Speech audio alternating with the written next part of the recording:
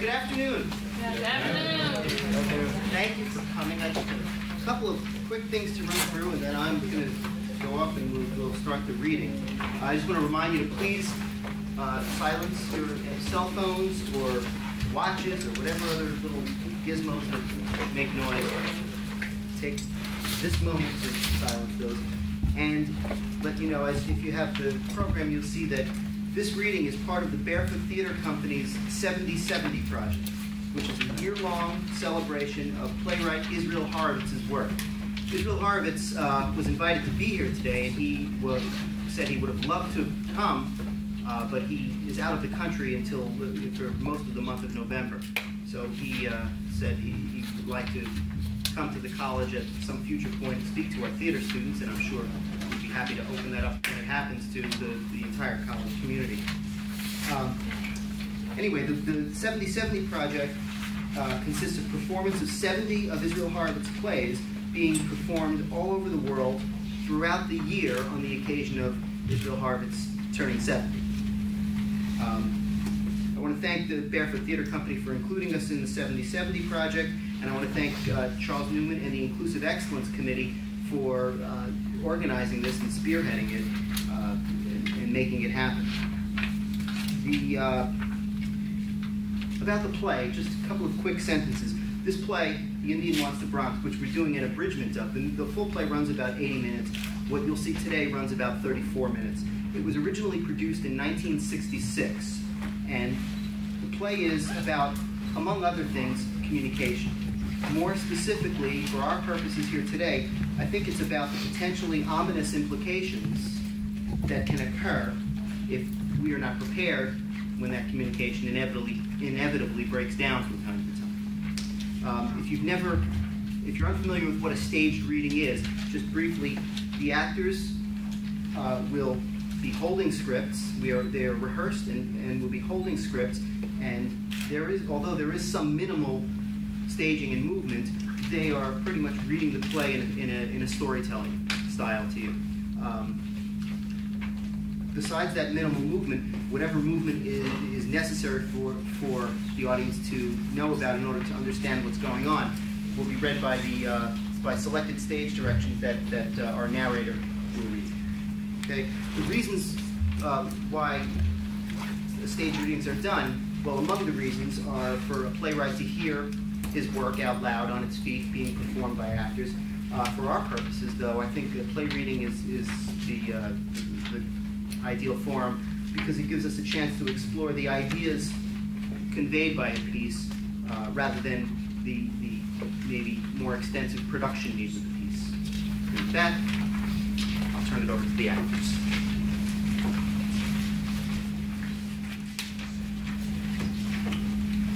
As the curtains open, the lights fade up, revealing Gupta, an East Indian. He is standing alone near a bus stop sign.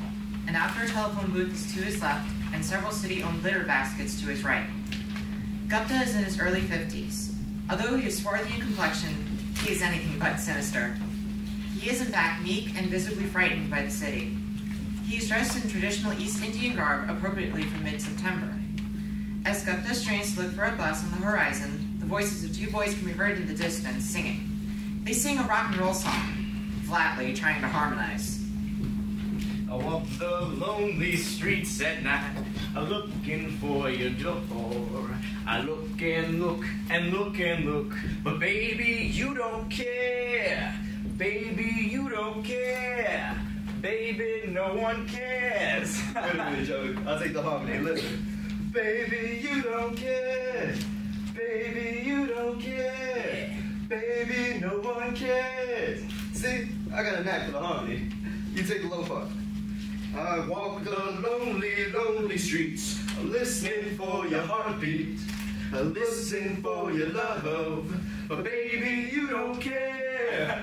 Baby, you don't care. Baby, no one cares. They appear on stage. The first boy is Joey, and the second boy is Murph. Murph is slight, baby-faced, and in his early 20s. Murph is stronger, long-haired, at the same age. Joey. Come and say. Ask him for a match. You ask him. You got the butts? No. Chicken. You want some seeds to chew on? Excuse me. May I borrow a match? आपका भाषा मुझे समझ में नहीं आता। Shit. You gotta be kidding. मुझे कुछ भी समझ में नहीं आता। You don't speak English, huh? You don't speak English. Son of a bitch. Hey, Murph, guess what? You're Turkey? He only speaks Indian. Say something in Indian, big mouth. How's your teepee? The Indian welcomes Joey's laugh and smiles. He takes their hands and shakes them. You're a fairy, right? मुझे कुछ भी जानते नहीं भाई। मेरा बेटा को यहाँ ढूंढ रहा हूँ। उसका घर यहाँ था, पता नहीं कहाँ चला गया वो। आने वाले थे, अभी तक आए नहीं। ये है उसका, ये पता है कहाँ। Gupta. In the Bronx? Maybe it is an Indian. Big deal. Indian, right? You an Indian? Indian? Yeah. You don't know? This picture must be his kid. Looks like you, Joe. I don't know. Kind of looks Irish to me. Oh! Yeah. So, why'd you rape all those innocent children? Hold up. I think I got the wrong kind of Indian. So you work in a restaurant? It's such a shame to kill all these Indians. They do such superb beaded work. मैं दिन भर को मेरा बेटा को नहीं थे वहाँ आने वाले थे नहीं आए आपका शायद इतना बड़ा है इतना लोग आते जाते हैं Oh, why don't you ask him to show you his elephants? You ask him. You're the one who speaks Turkey Indian. Joey holds up his hand. White man fork with tongue, right? Nah, you don't understand me. You ask. All you foreigners, you understand each other good. You want another noogie? Maybe Turk wants a noogie, or six. You want a noogie, friend? मुझे पता नहीं है Give him his noogie. Nah, you give it to him. That's what friends are for. Murph looks at the Indian's paper and photograph and he gives them back. Jesus, look at that for a face. Prem Gupta in the Bronx. Jesus, this is terrific. The Indian wants the Bronx. He ain't gonna get no Bronx in this bus. Old Indian pal. His Indian card. You ain't gonna find the Bronx on this bus unless they change commissioners again. Now I got a terrific idea for fun and profit. क्या बोला आपने Why don't you come home and meet my mother? Or maybe you'd like to meet Pussyface, huh? Should we bring him the Pussyface? You don't even know who Pussyface is. You can't just give Indian blind dates without giving them a rundown first. Okay, Chief. Here's the breakdown on Pussyface. She's a pig. She lives right over there. See that pretty one? That one, the fancy one. That's Pussyface's hideaway. She's a social worker. Yeah, that's right. Pussyface got assigned to us when we were little. Yeah, when we were just little fellas. Pussyface was sent to us by the city to watch us and care for us and to love us like a mother. Not because she wanted to, but because she was paid to. We were bad kids.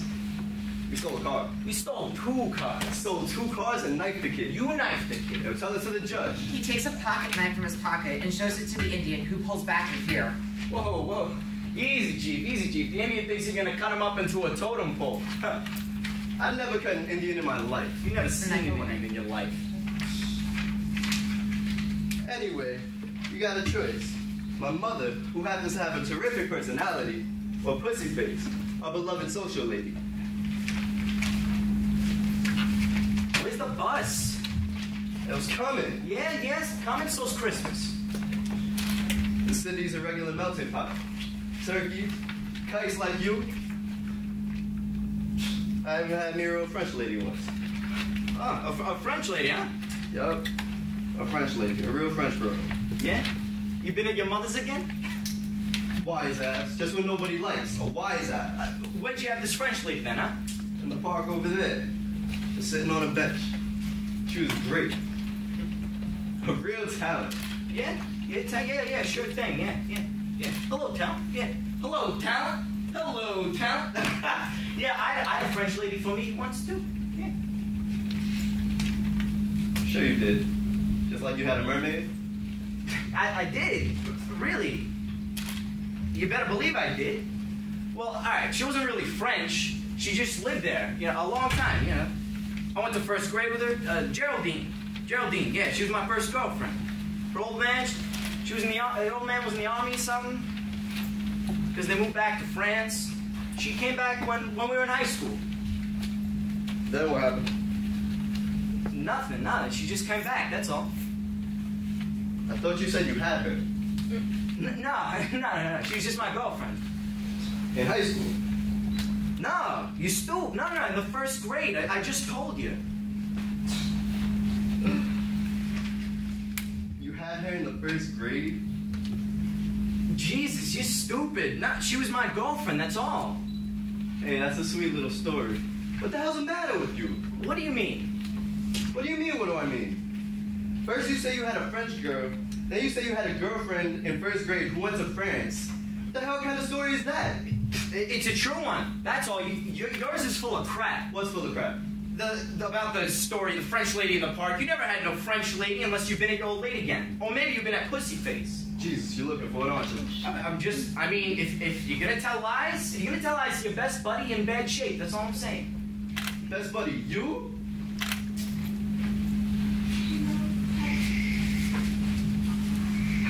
Turkey! Is that how it is in Ceylon, sir? Ceylon? What the hell's Ceylon? See, you stoop. Ceylon is where they grow all their own tea. No kidding. Yo, it's terrific what you can learn just standing on a street corner with a schmuck like you, huh? Teabags, huh? Hey! Murph looks for the bus and crosses to the Indian. The Indian turns around, startled, but catches Murph at the game and smiles. Murph returns the smile. How's your tea bags? No? Guess you're wrong. You don't know tea bags. Well, yeah, look at the tea bags under his eyes. Hey! Hey! Hey! Hey! Hey! Hey! Hey! Hey! Hey! Hey! Hey! Hey! Hey! Murph screams, "Hey!" They dance a war dance around him, beating a rhythm on the trash cans and hissing and catcalling for a full minute. Murph scares the Indian, who retreats, and Murph ends the dance with a final, "Hey!" The Indian jumps in fear. Murph works the Indian around and behind litter baskets. Now that he senses fear, the comedy has ended. Turkey looks like he's getting bored. Poor old Indian. Maybe he wants to play a game. Know any poor old Indian games? We can burn him at the stake. That ain't such a terrible idea. Maybe we can make an Indian stew. No. You couldn't do that. You couldn't burn a nice fellow like Turkey here. That's nasty. We gotta play a game. Pussyface is always telling us to play games. Ain't that right, Pussyface? You always want us to play games, huh? Hey! Hey! I know a game. Indian, where's the Indian? Yeah, that's a sweet game. I haven't played that one for years. Wise ass, you want to play a game, don't you? Indian, where's the Indian? Sure, it's just like Ring Olivia, only with a spin. That sounds terrific. Look, I spin the hell out of you until you're dizzy, then you run across the street, get Pussyface.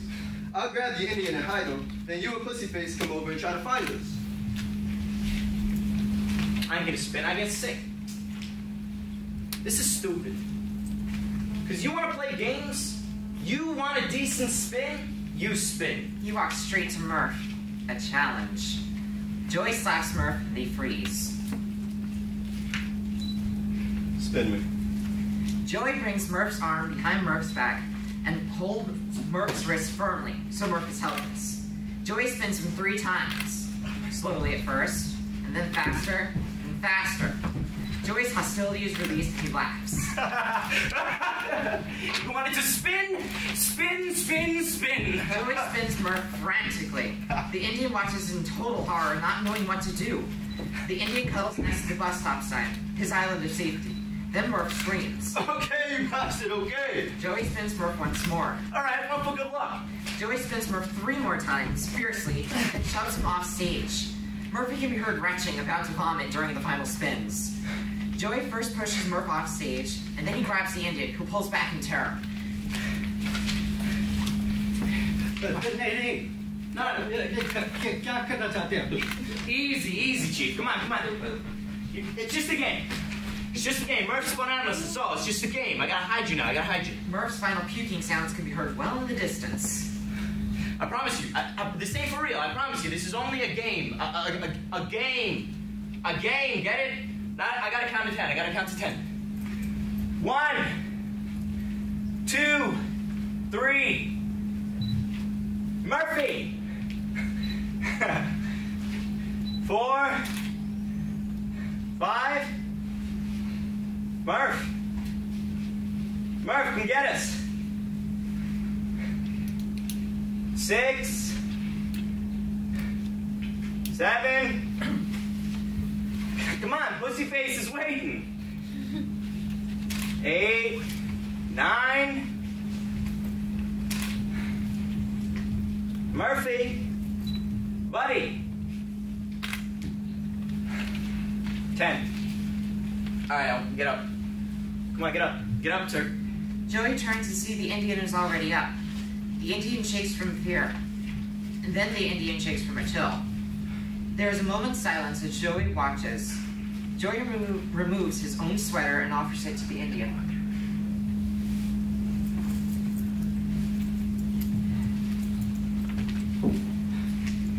Here. No, here. Put it on. Joey crosses to the Indian, ties the sweater around his neck. The Indian stares at the sweater. Joey takes it from his hands and begins to cover the Indian, who is amazed. I hope I didn't hurt you too much. You alright? You ain't sick too bad or nothing, right? You okay? Huh? You okay? You look okay. I didn't mean to rough you up like that. But you know, huh? I hope you ain't mad at me or nothing. Boy, it's getting chilly out here. It's actually really fast. All of a sudden, spooky, huh? Spooky. Murphy, come on! Murphy ain't a bad guy. He's my best buddy. See, he's kind of crazy sometimes, you know, but everybody gets crazy, right?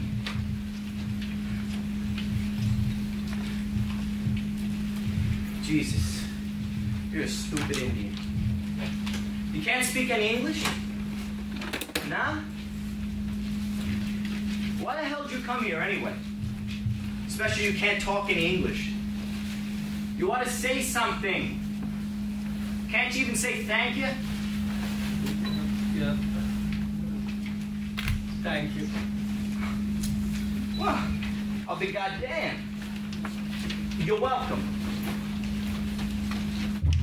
You're welcome. Yeah, that's terrific. You are welcome. How are you? You're welcome. No. How are you? How are you? Yeah, Jesus. You'll be talking like us in no time. You all right, huh? You okay? You ain't bleeding or nothing. I didn't want to hurt you, no.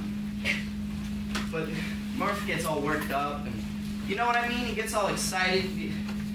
This ain't the first time, no sir. No, sir.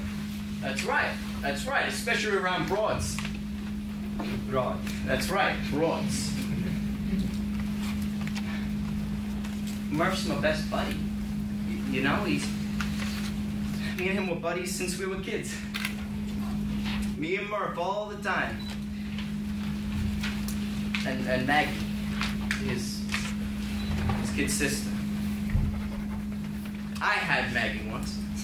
well, sort of. Kind. Yeah, I had Maggie. I had her.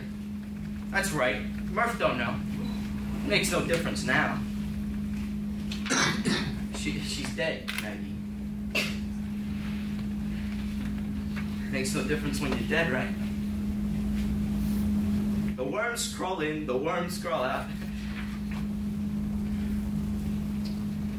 What difference does it make now, huh? That's why that's why he's crazy. That's why he gets crazy. I mean, she died 17, just like that. Appendix. No one around. There was no one around. His old lady, forget about it. No. The old man took off years ago. All there really was just Murph. Just Murph and Maggie. That's why he couldn't take it, not at home. You think my old lady's bad? Forget about it. No. She's nothing. She's nothing compared to his. His old lady's a pro. You know? Like, she didn't even make a living at it. That's the bitch of it. She's not even a living.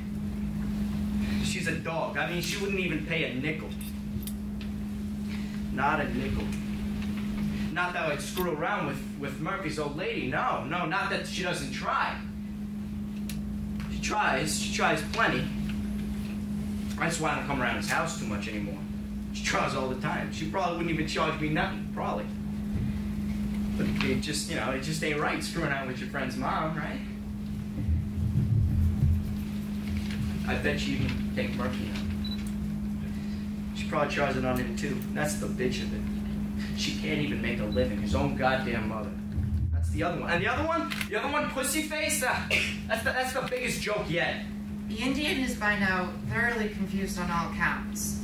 He recognizes the name Pussyface and reacts slightly. Seeing Joey's anxiety, he cuddles him. For a brief moment, they embrace. An insane father and son tableau.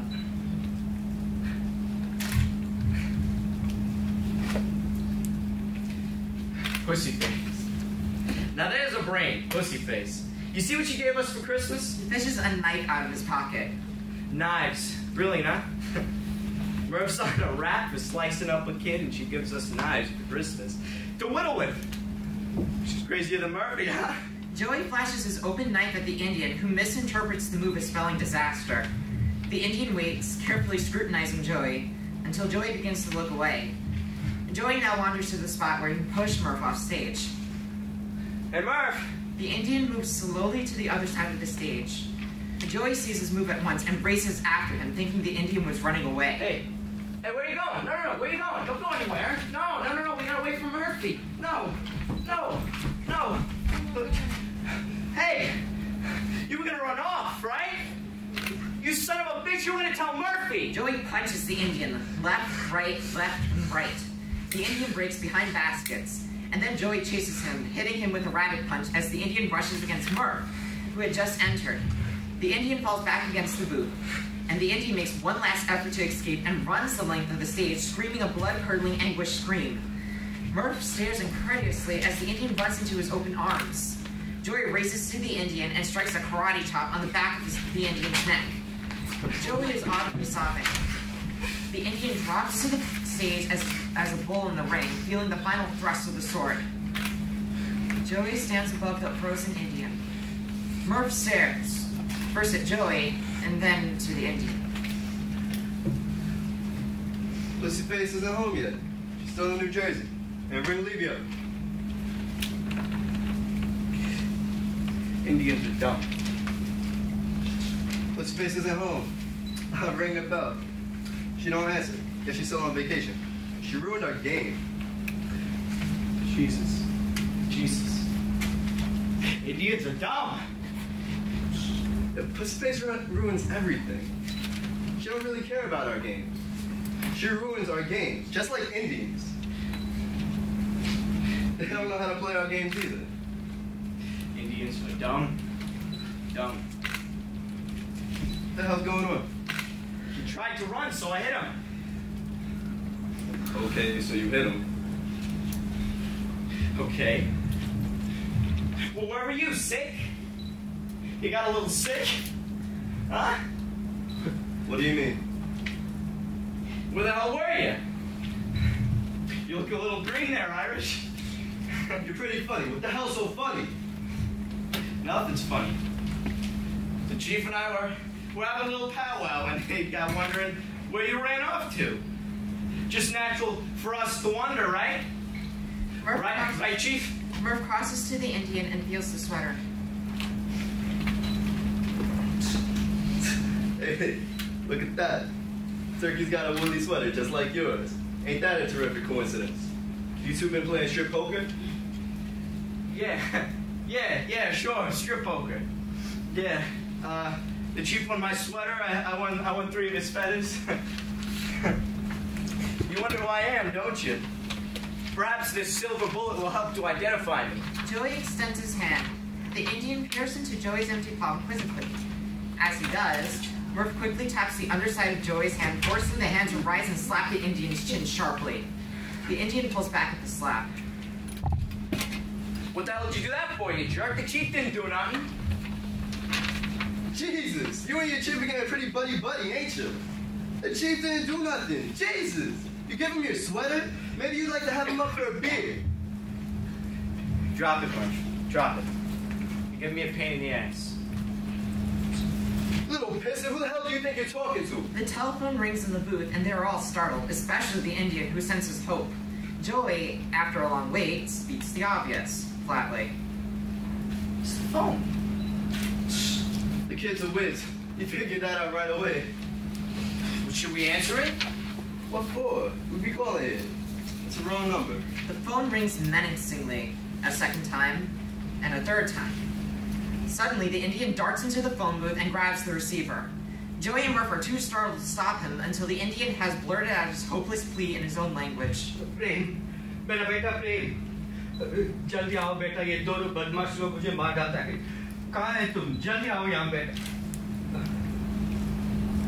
The Indian stops talking sharply and listens. He crumbles as the voice drones the wrong reply. He drops the receiver and stares with horror at the boys. Hey, what's the matter, Turkey? Don't you have a dime? Hey, Joe, give him a dime. Give him a dime. Jesus Christ, I'd hate to be an Indian, huh? Hey, the paper. Hey, Joe, get the paper from him. We'll call the Bronx. Cut it out, Murph. Enough's enough. Get the friggin' piece of paper. What's the matter with you anyway? I just don't think it's such a terrific idea, that's all. You're chicken, that's what you are. Well, suppose his son called the police, huh? What do you think? You think he hasn't called the police? He knows the old man don't speak any English. He called the police, right?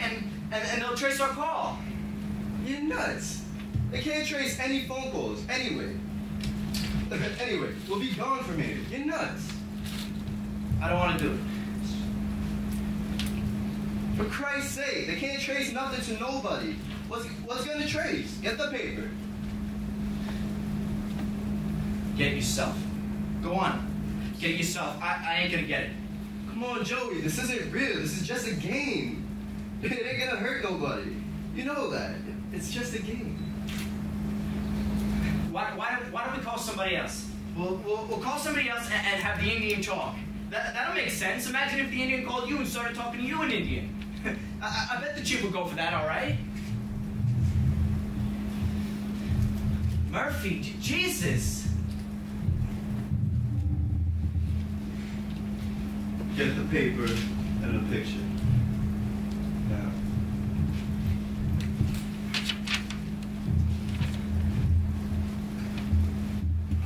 क्या करना चाहते हैं तुम? मुझे छोड़ दो. क्या चाहिए आपको? क्या चाहिए? मेरा बेटा प्रेम है, अभी आने वाला है. चलो तुम. Prem. That's the name. हाँ, प्रेम, मेरा बेटा. Yes, Prem. I want to call Prem. Give me the paper with his name. नहीं, क्या करने चाहते हम? उसको बुलाने जाते हो क्या? छोड़ दो मुझे. Shut up already. Give me the paper. He drags the Indian from the booth. is ridiculous. He searches the Indian, who resists a bit at first, and then not at all. Finally, Murph finds a slip of paper. Jesus, Murph. I got it. Prem Gupta. In the Bronx. In the friggin' Bronx. This is terrific. Here, hold him.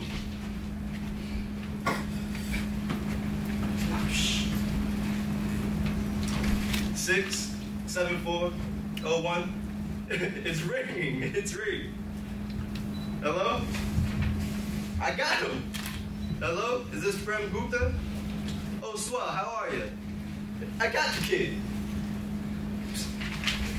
मेरा बेटा से बात करने दो तुम.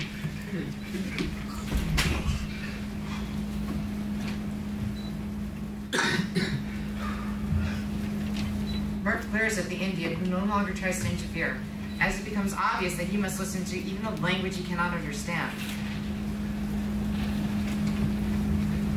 Just listen to me, will you, Gupta? I don't know where the hell your old man is. That's why I'm calling. We found an old elephant down here in Miami, and we thought it must be yours. You can't tell for sure whose elephant is whose. You know what I mean? What was that? Say that again? I can't hear you too well. All the distance between us. You know what I mean? It's a long way down here. No, I ain't got no Indian. I just got an elephant. And he's eating all my peanuts. Gupta, you're talking too fast. Slow down, will you? Let me do the talking, okay? Your elephant is a terrific pain in the balls to me, get it? Huh? Do you follow me so far? Shh, I don't know what you're saying, man. How about if I do the talking, alright? Your elephant scares the hell out of me and my pal here. We don't like to see elephants on the street. Spiders and snakes? Okay, but elephants scare us. Yeah, elephants, yeah, that's right. Don't you get it, pal? Look, we always see spiders and snakes, but we never expect to see an elephant. What do you mean I'm crazy? I don't know nothing about your old man. I'm talking about your elephant. Your elephant offends the hell out of me.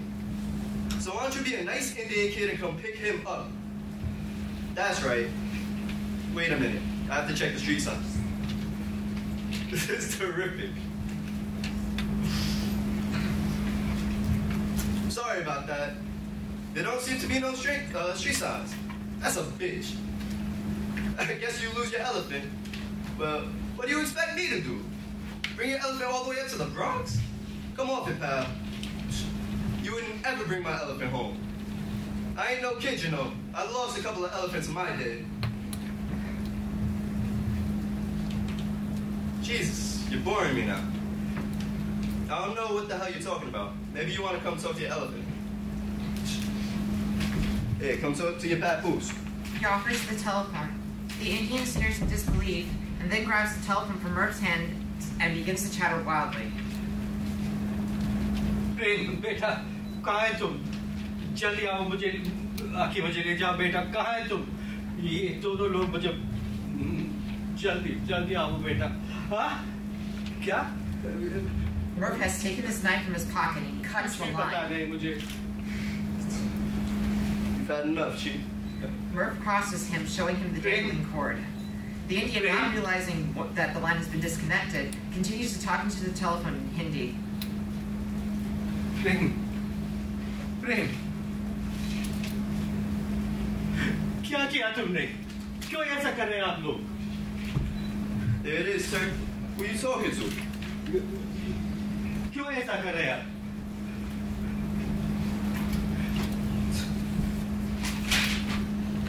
Go ahead, Joey. Love him. Like a mother. Hey, Joey, what the hell's the matter? Come on, buddy. Murph turns to the Indian, takes his hand, and cuts the Indian's hand so there's blood on the knife. Sorry, Chief. This is for my buddy, Joey, and for Pussyface. Hey, yo, Joey, buddy. The hell's the matter? Hey, yo, Joey, I killed the Indian. He exits. The Indian stares dumbly at his hand, dripping blood. He then looks to the receiver and talks into it. प्रेम कहाँ है तू बेटा? क्या हो रहा है? Suddenly, the telephone rings again. Once, twice. The Indian is startled. He talks into the receiver while he holds the dead line in his bleeding hand. प्रेम तू है क्या The telephone rings a third time. प्रेम कहाँ है तू A fourth ring. मुझे बचाओ भाई प्रेम मुझे बचाओ. As the telephone begins to ring a second time in the silence of the night, the sounds of two boys singing is heard. Walk the lonely streets at night, looking for your door. Looking, looking, looking, look. Baby, you don't care. Baby, no one cares. Baby, no one cares. Their song continues to build as they repeat the lyrics, so the effect is one of many, many voices. The telephone continues its unanswered ring. How are you? Thank you.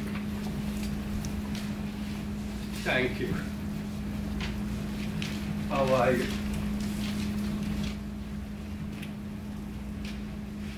The lights fade and the play ends.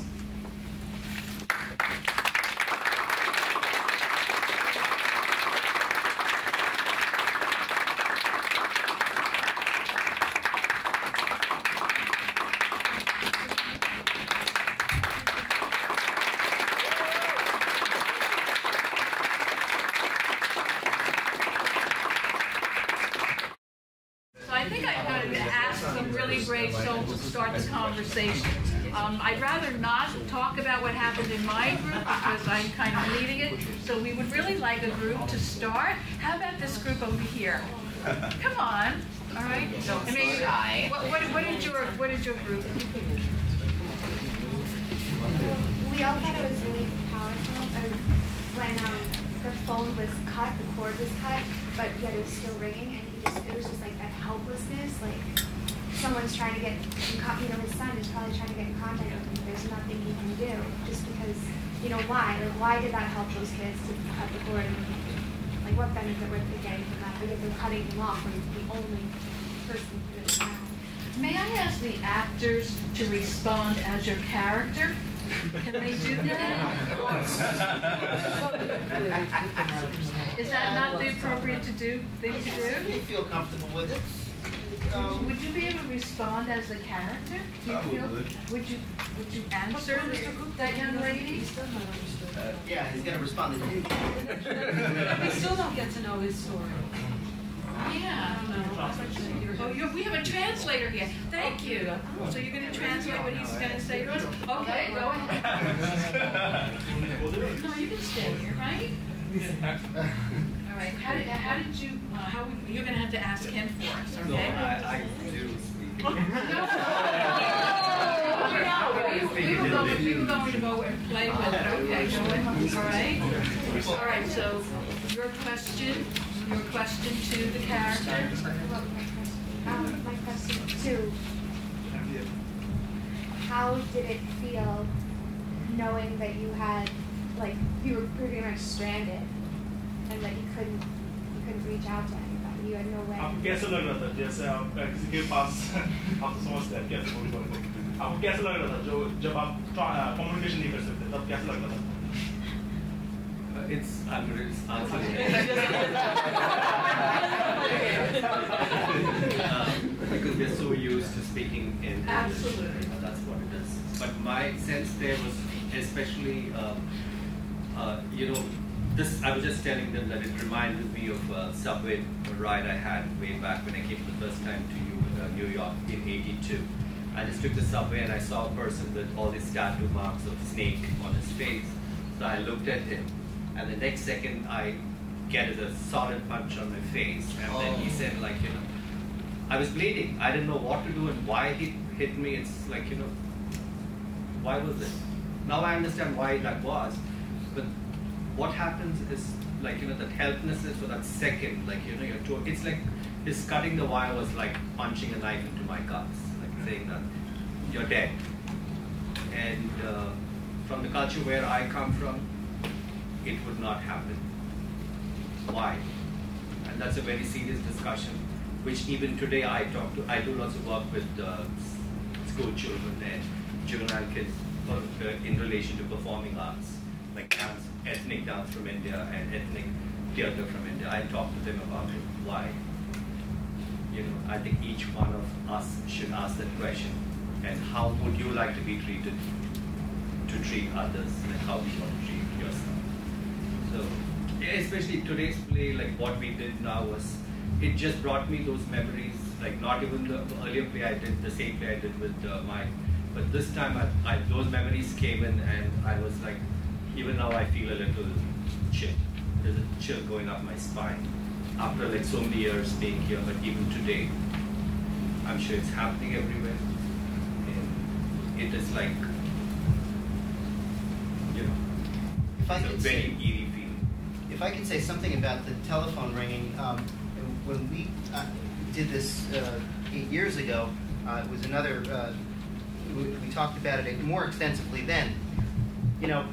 I think that if the receiver is away, I had the problem as a director to make sense of what is the playwright trying to say, because the receiver has been ripped out and so the phone is off the hook. Technically, it couldn't ring again, and yet it's written that way. So I think, and I'll have to research this more and see if anyone else thinks the same thing, I think that a certain amount of this is the state of shock that Gupta is in, and it might be going on somewhat in his mind as part of the cacophony of what's happening around him, not unlike how in Death of a Salesman, Willy Loman goes in and out of, the scene takes place in the kitchen, but also in his mind, with the imaginary brother.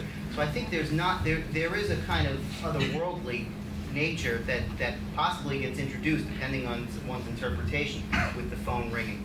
I think it's part of the state of shock that he's in. Yes, go ahead. I would like to know why was he saying thank you, and who was he saying to them? Me. Oh, I was trying to get into the crowd. I wanted to somehow not rough him up and then get bashed up again. So it's like a safe play. Whatever I hear a couple of words, which is rather familiar, like thank you is quite a sort of a universal word we use. And then sir is again part of our culture, like it's the British when they ruled, they brought in the term sir into our culture. So I'm capturing whatever he says, what minimal I can capture so that I don't mess up with him. Yeah, there's a desperation, I think, and we don't always behave rationally when we're desperate. He's just saying the words he knows and hoping something will, be communicated. Go ahead. Joey, the gentleman in the green shirt. Yes. You had showed him mercy. Why you changed your mind? Well, I believe that as Joey, I've had a very harsh life, but nothing in comparison to Murphy. And I believe that Murphy acts the way he does because it's his only defense, where I feel merciful because that's how I can respond, where if Murph acts the way he does because of how his family treats him, and I feel sorry because I have experienced a better life than he has. And when I look at someone that I don't understand, that frustrates me, I feel compassion. I feel, my goodness, what have I done? This is also a human. Murphy does not feel this because he doesn't know how to feel this in the environment he grew up in. I feel more merciful because I have a better home. And that actually upsets me, and that's why I give him mercy. That's why I give him the sweater. Because I realize I did a horrible thing. Hopefully, maybe, I can ask for his forgiveness. Go ahead. I wanted to ask Joey, it was an interesting part when he kind of cut his hand. He was like, hey, Joey, where you going? I killed him. You know what I mean? Because there was blood on the knife. Like, he was trying to, impress him. I mean, what was your take on that? Why he just cut his knife and trying to convince his friend that he really killed the guy when he didn't and stuff? I look at Murphy's character as he's kind of a sociopath, but not. He wasn't born that way. He was made that way. Like what Phil was saying was, like, he has a prostitute for a mother. His father is absent. His sister died. So he's had a messed up life. So one of his pleasures is to mess with Joey, where he's obviously the dominant figure in the group, and Joey is subservient, and so he gets pleasure out of messing with him. So cut the hand, tell him that he killed the Indian, and he'll get joy out of it. It's kind of a vicious cycle. Joey has these issues with abandonment, and he says Murph is his best friend, but his best friend has been so hardened that he's kind of shut off from any kind of intimacy, and so Joey's best friend turns out to be someone who really can't reciprocate.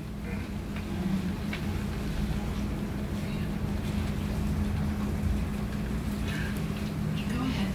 But even though he doesn't possess the ability to reciprocate, I saw when he came back a streak of kind of like jealousy when he saw that he had put the sweater on the Indian. And he began to question. Yeah. I think he stopped short of letting it expose any vulnerability. Right. The window is still hope for Joey. The door's cracked open a little, but Murph goes right to anger. Right. If I may add something, I believe that no matter how much I may look up to Murphy, in the end, Murphy is envious of me because of his life. And he looks at me, and when he saw that, which is excellent, you noticed that. I didn't notice that. Truthfully, I did not notice that. And I'm glad that you brought that to my attention, because he realized that I have compassion, and his only self-defense is to be this way. So he is envious of me, and that's probably might have what caused him to cut the hand or give more anger, because he's frustrated. I wouldn't say envious of you. Right. I think that Possessive. Right, Yeah. possessive is the word. I'm sorry. Because I think that he realizes that you're actually the only person that really cares about him. Are you afraid of him? Am I afraid of Murphy? It seems that way. I would feel that I am, but I also feel bad for him. So at first I might fear him. But is it more fair? Because from the looks of it, you're aware that this person is not functioning. He could flip anytime. He'll also flip on you. And I think you're afraid that he might do something really bad to you, and you probably think you deserve it. Am I wrong? No. Which is possibly might have why I treated the Indian this way, because I was afraid of what he would say. But I think that I stood up to him, and at a certain point, I didn't care anymore because of what the horrors that I've done. Yeah, I want to say that he was afraid of him because there was at one point in the play when Joey was spinning Murphy. Although Murphy was about to pass out, Joey didn't care. He just kept spinning him. So I want to say that he was afraid of him, because if he was afraid of him, then he wouldn't have.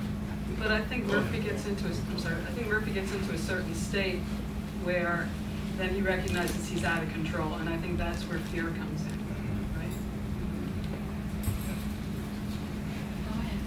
Well, from my point of view, I kind of took Joey as a follower.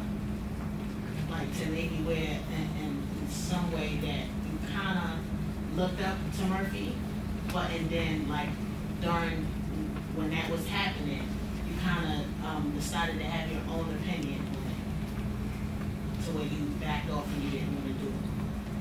So maybe it's an issue within you that you're going through, so why you're letting it happen instead of speaking up for yourself. That's true. I think Murph says a line when he's on the phone with his son. He says, "Your elephant scares the hell out of me." They're scared of the strange person, but they don't know what box to put him in. And he also says, "I've lost some elephants in my time. I'm no kid. I've lost some elephants in my time." That's the closest he ever comes, I think, to any kind of public display of vulnerability. Maybe we see some private moments that he's not aware we see in the audience, but that's the closest he comes to saying anything in missions in front of Joey or the Indian. When he spoke about the elephant, I was kind of thinking that perhaps that might be symbolic for the adults that have been in his life. That's what I was thinking. Because the loved ones, not necessarily the adults. I think the people he cares about. Like his mother's an adult, his father's an adult. But I think also his sister. Right, yeah, that too. Yeah. Go ahead. I actually think, I mean, I missed a little bit of it, but when I came in, it seemed like, this is Murphy, right? Oh, Joey. No, this is Joey. Right. Joey seemed like he was enjoying the Indian's company at one point. So he was saying some things to the Indian about his friend Murphy that he probably couldn't tell Murphy to his face, and explain to him about his family that, you know, he's kind of crazy, you know, he's been through this and stuff. He'd probably be scared to say it to Murphy. So he finally felt good letting all this out to the Indian, especially because the Indian couldn't respond, and, you know, it was kind of like he felt like he was the leader at that point, because the guy wasn't even responding, he's just telling the thing, you know. Maybe trying to provide a glimpse into his friend's life and why he was behaving the way he was. I'm not sure, but go ahead. And then when the Indian reached out to you, like when you're going through that whole spiel about, you know, pussy face and like you're so angry, and he like senses your anxiety and goes to hug you, is that something that Joey hasn't really had before? Is that something that he maybe appreciates, or doesn't? Maybe he had it before, but he doesn't have it now in his life. Possibly, maybe I can relate and I can understand.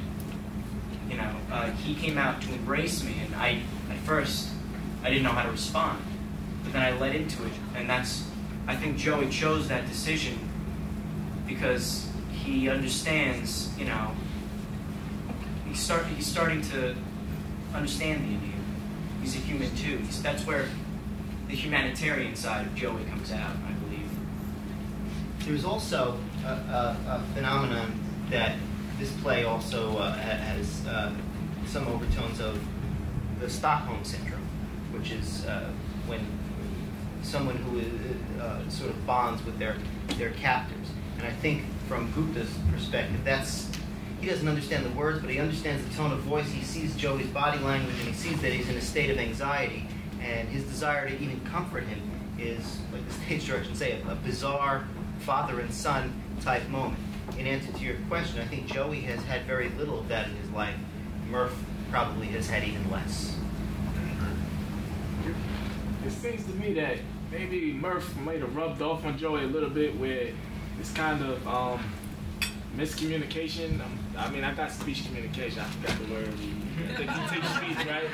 It was miscommunication when he kind of pulled out the knife to try to explain his friend Murph's situation. He pulls out the knife, I mean, I think your friend was rubbing off on you a little bit. I mean, why are you pulling out a knife? What's going on?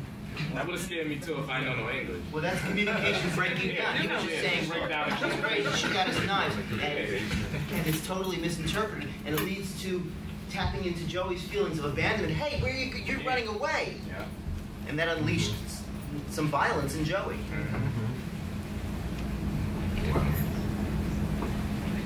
I'm going to add and just go totally digressing from the conversation here. In our group, and I guess I was the one who started the conversation, I was amazed that it was produced in 1966. Wow. I felt it could have been something that could have been produced last year. And the conversation came, that's 41 years ago. Wow. And the theme is so relevant today. Did anybody else feel that? And would you like to comment on that, or am I wrong? I disagree. Okay. I disagree, because I think there has been change across 40 years. And I don't know if you remember New York in the 1980s. Yes. It was a wild time in New York City. New York is a very different New York. I mean, I'm not saying that this is not possible now, but it's funny because so much of in theater, technology, the changes of technology to have a phone booth now and not a cell phone, right?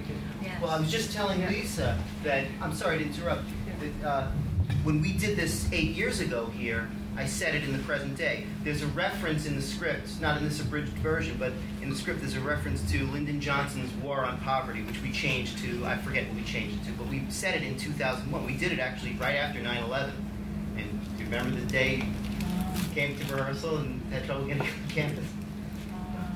But it was right after, we did it in October or November, this time of year, right after 9/11.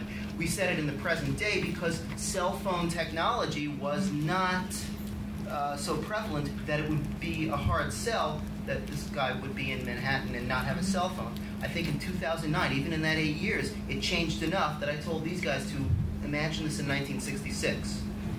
So, just based on the technology. I want to add something over here. If you were just listening to the news last 3 weeks, there was one lady in Manhattan. Again, she's a South Asian. I don't know exactly where. The mother got lost, and it's the same thing. Some kids took her to the Central Park, left her on a bench. So she was waiting there for about many hours. Then she slept the night there. The phones didn't work or whatever. So it's still going on. I just know that, I'm not saying that it's not, and I don't think that it's not possible.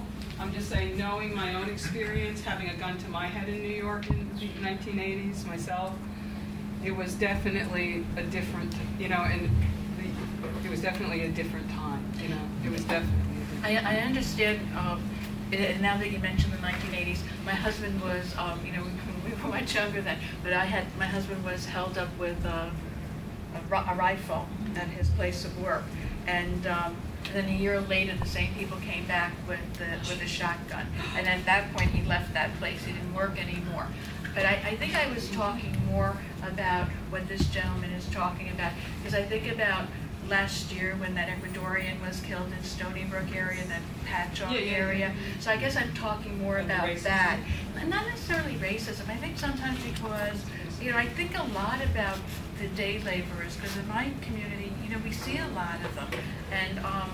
And in fact, a couple of years ago, I don't remember who it was, and I'm sure you live in the Jackson Heights, Elmhurst area, so you know what I'm talking about, the Flushing area, okay? There was a young girl in the 8th grade, I'll never forget the story, it made one of the community papers, and she would make peanut butter and jelly sandwiches for them in the morning, and she'd go out and she'd bring them on her way to school. And I think that in New York City, and I think that in the 5 districts, and now you're going to see all my prejudices coming out, okay? But I think that we are more, I think we're more open. I really do.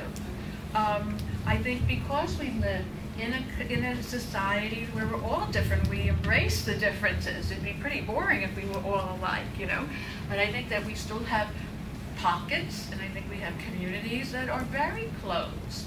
And the reason why a lot of these communities are closed because there isn't a variety of people.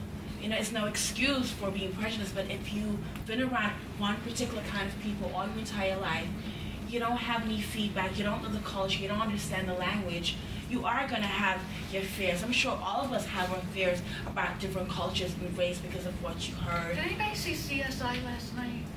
No. I must have been the only one. I remember that. But no, because there was a scene in the side where the police officer was on the train, and he's the only one on the train, and all of a sudden these 2 tough guys come, and they just didn't like the way he looked because he was drunk, and they start beating him up and all of that. So I think, go ahead. Yeah, I was gonna say, you're right. It has been some kind of improvement because cops have been closing down. They on every block now. Where I live at, man, this is most definitely going on every single day. It's not about racism because it's more black people doing it to black people in the hood. It's basically based on 2 adolescent kids or 2 kids that and one of them is usually crazy. They have fun picking on somebody that's weak. You know what I mean? It's so many times that I've been walking and people wanted to mess with me because they think I look like a nerd. They ain't know I can fight. I hurt somebody. Like if I'm walking, especially with this, in Jamaica Avenue, I had too many times somebody come up to me and be like, "Oh, yo, you look like this crip that jumped my cousin's son." I'm saying like, "What are you talking about? That's not me." That right there has to do with particular people who are not exposed to different people of culture, how to conduct yourself. They're not aware, and the more we are in, groups of different culture and different ideas, we're more open to each other, and we share that. It's a link. Would you think about doing things like this again because it's really coming tight, and I don't want to. Would you be interested in doing something like this again? You would? Okay. Yes, go ahead. Mr. Gupta, first 2 things. Is it the thing about language barrier, and the second thing is there was genocide? Because the biggest genocide, the miss in Ukraine, Cambodia, they don't show the 1947 genocide. They don't show the genocide happened in Germany and the Holocaust. Another thing, is it only about America or all around the world? Because basically, I see America, they have the less racism than any other countries. Yes. Even in India, England, I'm not Indian, but I went to India like 13 times, so I know that the Muslims, they're never given any home to live. They're called the cow eaters because we eat cow, and they're killed in bunches of groups. So is it about the international or just US? It's international. I agree. It's international because, like you said, you know, I'm Jamaican and I live in a black community with Africans, Haitians, Americans, and there seem to be, it's not just language back, it's just culture, you know, not knowing, ignorance. So you assume that this person, well, I don't know, they smell funny, they talk different, they don't know. But as we get to speak to each other, get to know about each other, they're like, oh, you're just like me, you know? It has to do with communication, how we communicate with each other, how we respect each other, tolerance, and wanting to know about your fellow human being. And that's what it really breaks down to. If I could just make one last point, and then I'll leave it to whoever else. This play, ultimately, what I said in the beginning, I think holds true, is about communication, and for whatever lessons there are to be learned about tolerance or about understanding of and celebration of diversity, that's all well and good, but I think that at the heart of this play, and maybe what Mr. Horovitz, I think, intends to point out, is that when the communication breaks down, it can be very dangerous. I think it's about communication, and I think that sometimes it inevitably will break down. I'm reminded of an example how in some cultures, like when we talk about something in the past, we say, oh yeah, that's in the past, and we refer to it behind us. In other cultures, they refer to the future as behind us because it's behind, I can't see it, it's behind us, it hasn't happened yet. So the same gesture, the same terminology, the same body language may communicate something different. And I think that sometimes we don't take responsibility for what gets communicated apart from what we intended. So as a communications professor, that's why I particularly identify with this play. I think that's where a lot of the understanding, the teaching of this play is rooted. Thank you. Can we give Professor a big hand?